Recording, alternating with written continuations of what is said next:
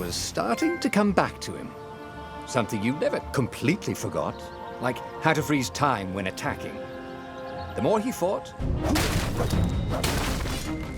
What was the big deal about this book, anyway?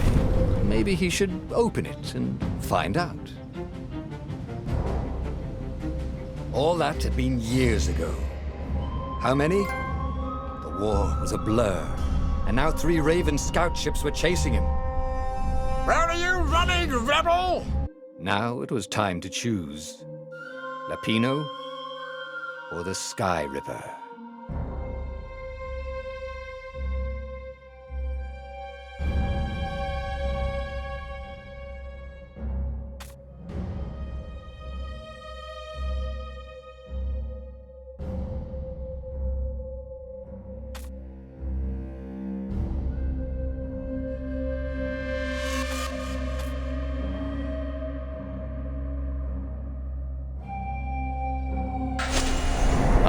Lapino. Apparently, the Mad Rabbit had sold a Pegasus that he did not exactly own. Lapino always wiggled out of trouble, given time. But he was out of time. He'd broken. He planned to keep breaking things until he had the whole series.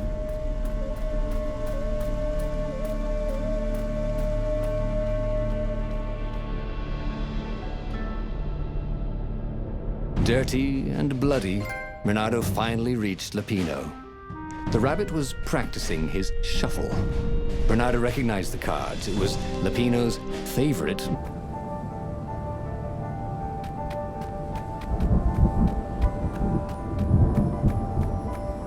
Renato caught his breath. His joints still hurt, but he couldn't feel the poison in his system anymore. He'd let the armature slip out of his hands to save his friend Lapino. Of course he had to let Lapino take the core. The rebellion needed every man doing his duty.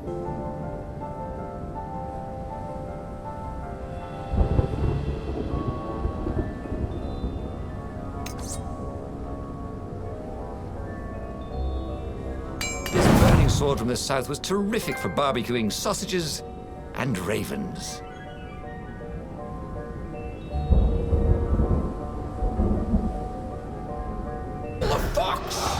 Caught the ravens. Nobody said they were original.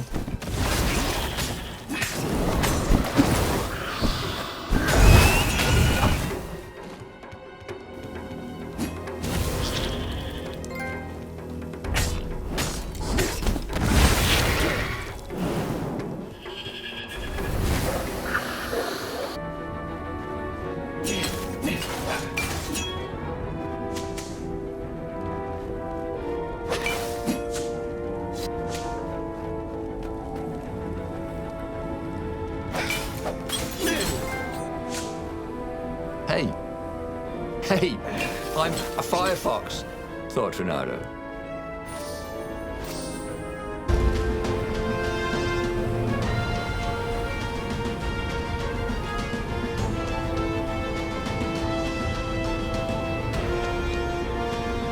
Finally, he reached the Emperor's ship. And there was Lapino, surrounded by ravens. He was alive. They'd eaten some other rabbit. "I'll save you!" he shouted with joy and flung himself at the ravens.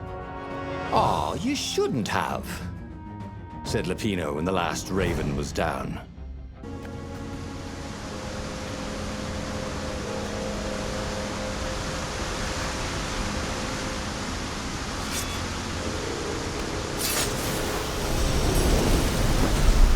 Ooh, what's there?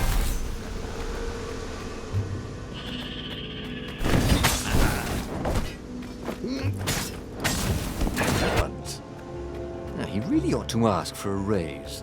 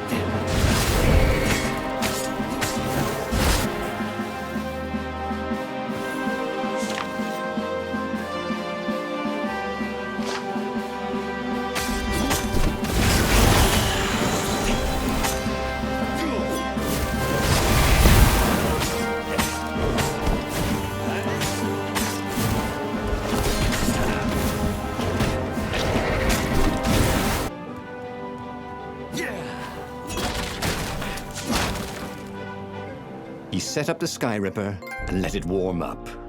He would bluff if he had to. Zenobia came out, flanked by a very daunting platoon of ravens.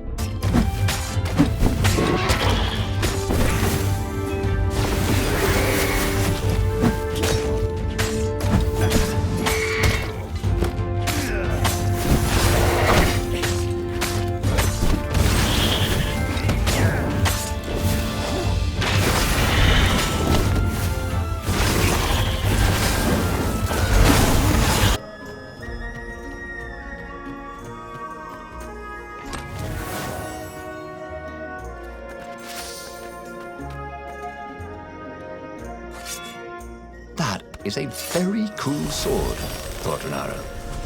No, seriously. He couldn't feel his paw anymore.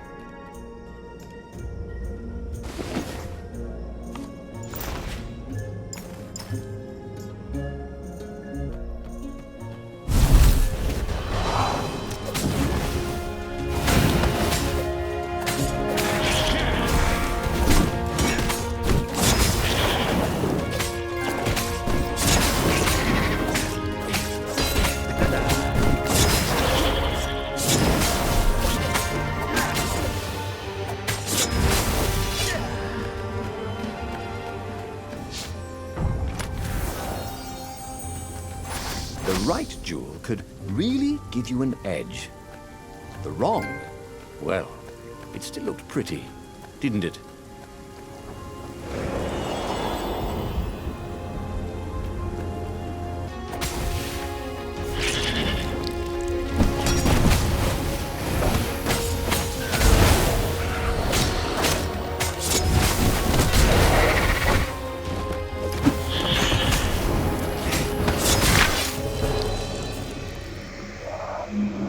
Alas, they had to bury him in a bucket. Actually, several buckets.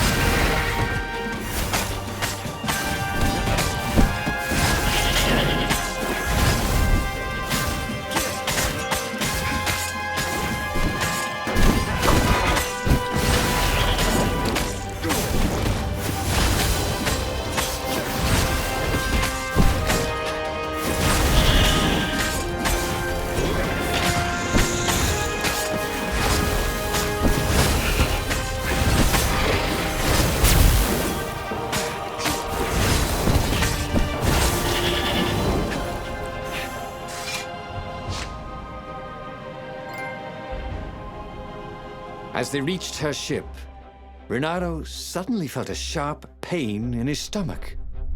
He was surprised.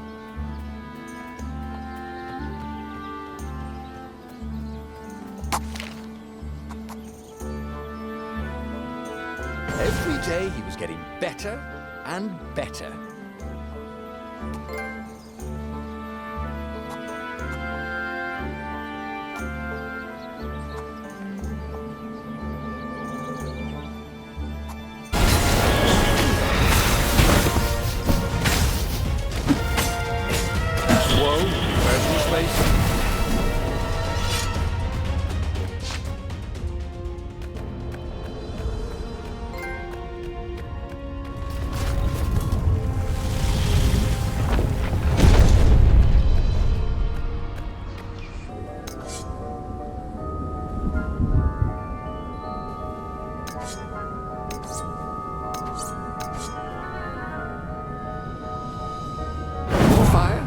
Yes, please.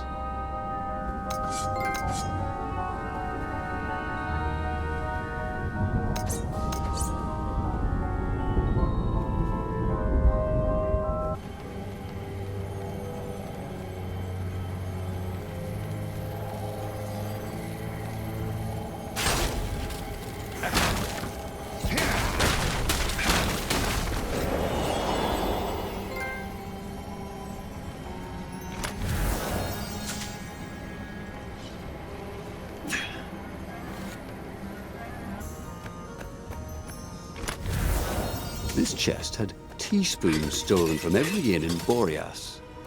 Oh, and something more useful.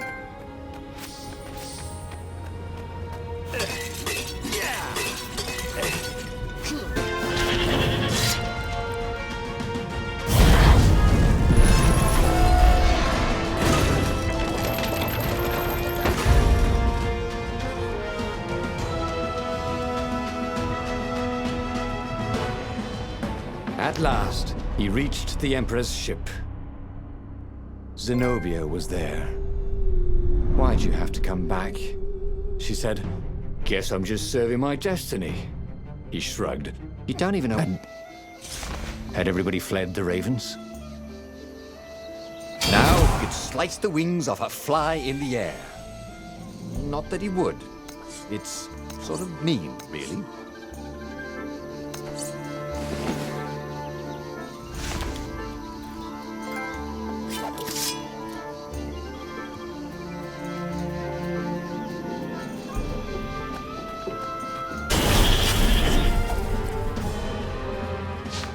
See?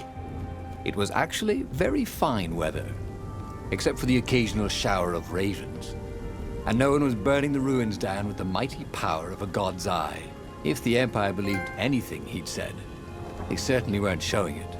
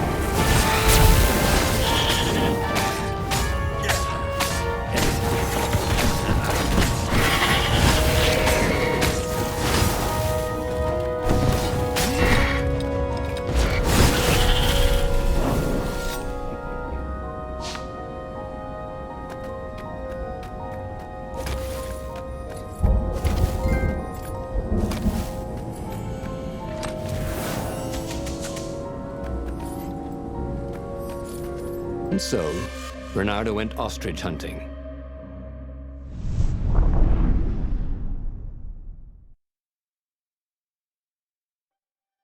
Every child could sing verses about the Sky Ripper, but ancient codices held hints of other things. A stone that ate souls, a ruby that drank blood, a jewel.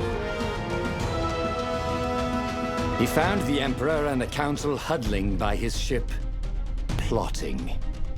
They saw him and cowered before him. "Back to hell, fiend," croaked the Emperor desperately. "in the name of the Oh, again? But he already had all the secrets he needed. He was sure of that. He must have not used them the right way. What was the best, worst mistake he could make? Probably trusting that traitor Lapino.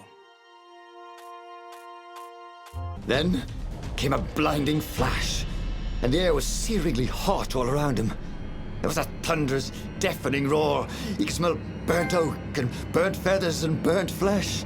But when he could hear and see again, they were alive and unhurt.